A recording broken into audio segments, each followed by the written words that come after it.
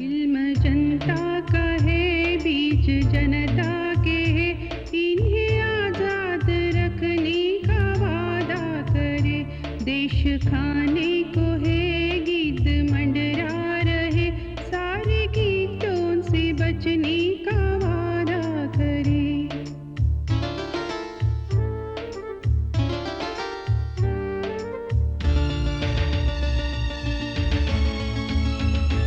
बिन बोले आजादी न बच पाएगी भारत आजाद रखने का वादा करे बिन बोले आजादी न बच पाएगी भारत आजाद रखने का वादा करे इल्म जनता का है बीज जनता के है इन्हें आजाद रखने का वादा करे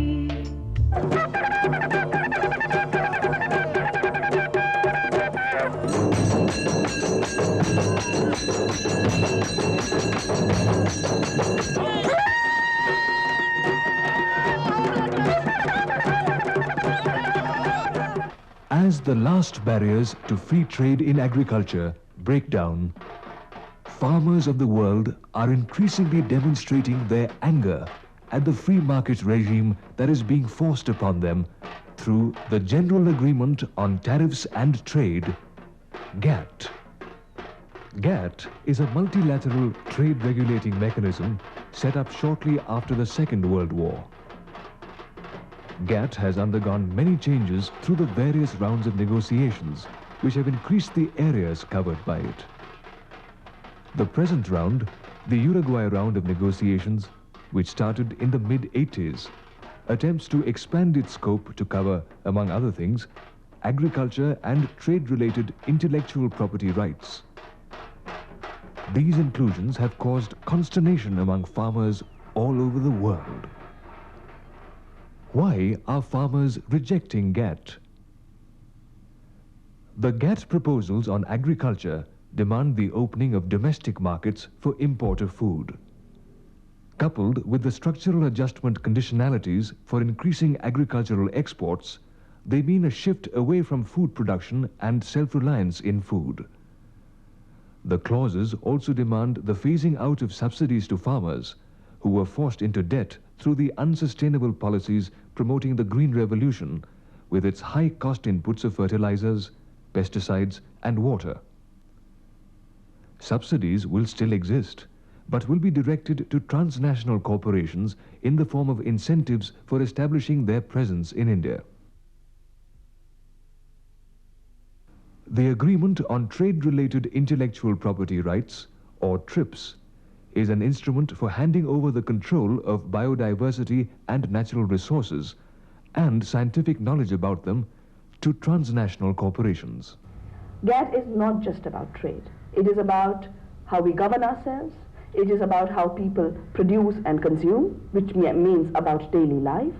For countries like India, where 80% of our people produce and consume within the small domain, the local domain of self-provisioning, self-management, GATT can be a very, very severe threat to narrowing down the options within which they produce and consume, exactly like creating freedom for the markets of the Manchester and Lancashire textile mills necessarily meant the end of freedom of our weavers to continue to weave.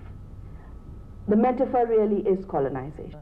It has in it a multi-pronged attack on the very agricultural infrastructure of this country.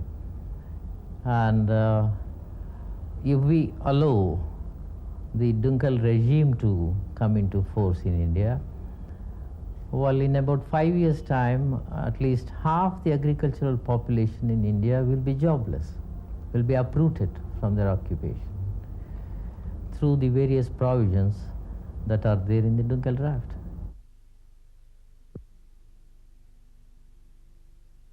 The entry of transnational corporations into agriculture disrupted the social fabric of the West over the mid-20th century. Small family farms have practically disappeared in the US, UK, and large parts of Europe. Third world countries do not have multinationals. The multinationals are restricted in the northern countries, the industrialized countries, the group of 7 countries. And these multinationals perform across the world, use raw materials across the world, find markets across the world, but they still are protected by their governments.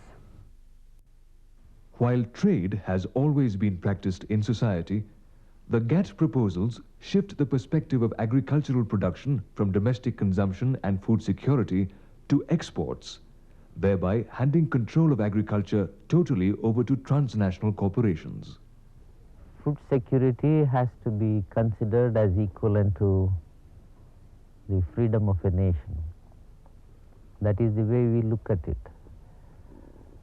Any agricultural policy without any regard for the food security of the country would definitely lead to famines. We have past experience in Champaran when there was indigo culture and was no agriculture, and the famine at that time was not because of drought but because of the scarcity of food. A similar thing has happened in Russia. Russia collapsed because it neglected food security, and we do not like that to happen in India. Engaging in international trade is a third level activity. It's a derived activity. GATT is in fact putting it at the center stage, which must necessarily put at the periphery those economic activities that must be at the center. It is putting our national economies in the periphery, which means the way we take care of our basic needs of food, clothing and shelter, will be totally marginalized, and you can get a sense right now of how this is happening.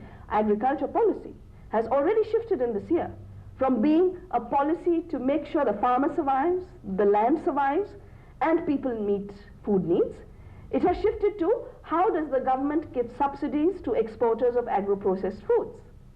By entering the export market, some say that Indian farmers would greatly benefit. But what are we going to export? We would be exporting only non-food crops, which means increasing the area of non-food crop agriculture, which automatically creates dependence on foreign food. And with the global market structure, dependence on food might lead us to a bigger debt trap from where we would never be able to escape. This is the danger behind export-oriented agriculture. And the talk about self-reliance in food in India is a big lie. We are not yet self-reliant. We are talking about self-reliance by keeping half the population half-starved. First, we have to achieve self-reliance and then food security, and then think of export-oriented agriculture. Agriculture cannot merely be a market. Agriculture is a lifestyle, it's a commitment, it's a culture. It's basically a relationship with the earth. But the issue is, what is more important to us? Our basic, inviolable freedom, or our servitude to the economic powers of the world? The Indian farmer's choice was never in doubt. On October 2nd, 1992, the historic city of Hospet in Karnataka was the scene of a mammoth farmers' rally, which took a pledge to protect India's honor and independence and launch the Seed Satyagraha.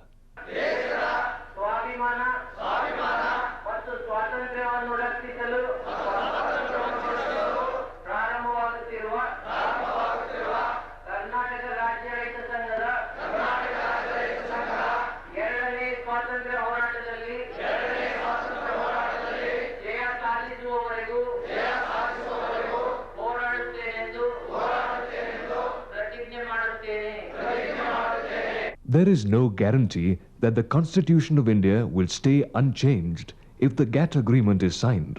The Constitution upholds the right to live.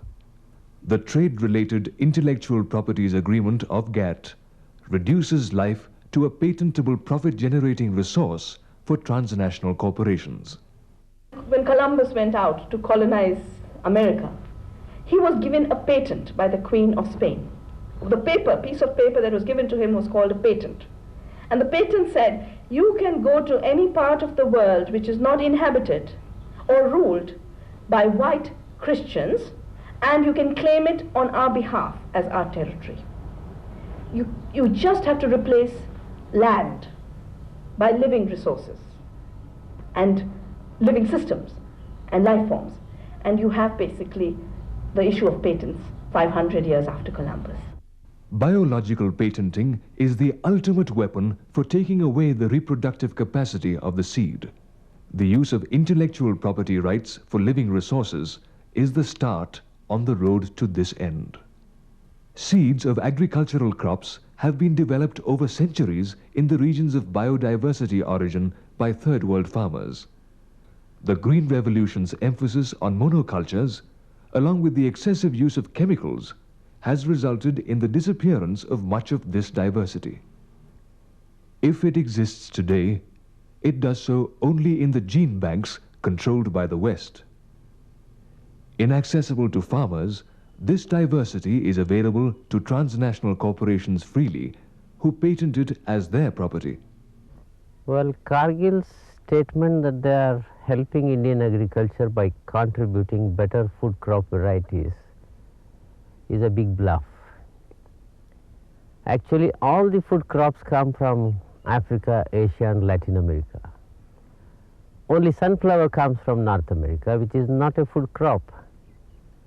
And even they are stealing our knowledge, including the pollination of sunflower, hand pollination done by Indian farmers. Actually, they are stealing our knowledge and they are not helping Indian agriculture. The TRIPS agreement reflects the racist view of science. Scientific observation, innovation, technology development, and sustainable utilization of natural resources by non-Western communities is considered the patentable property of corporations of the first world when they come to learn of it.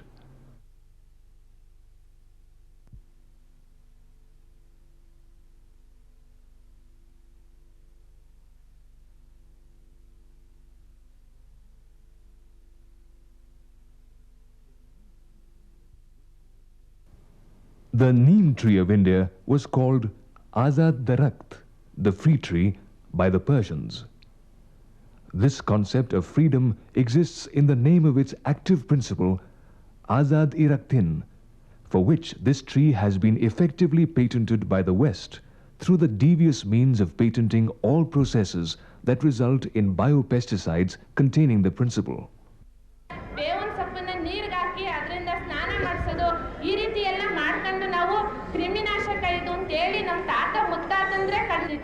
ನಾವು ಔಷಧಿ ಉಪಯೋಗಿಸಿರ್ತಕ್ಕಂಥ ಸಸ್ಯಗಳ ಮೇಲೆ ವಿದೇಶಿಯರು ಯಾವ ಥರ ಆಕ್ರಮಣ ಮಾಡಿ ಅದ್ರ ಮೇಲೆ ಪೇಟೆಂಟನ್ನು ಸನ್ನದನ್ನು ಮಾಡಿಕೊಂಡು ತಾವು ಅದರ ಮೇಲೆ ಸೌಮ್ಯವನ್ನು ಸ್ಥಾಪಿಸ್ಕೊಂಡು ಪುನಃ ನಮಗೆ ಮಾರಾಟ ಮಾಡೋ ಪ್ರಯತ್ನ ಮಾಡ್ತಿದ್ದಾರೆ.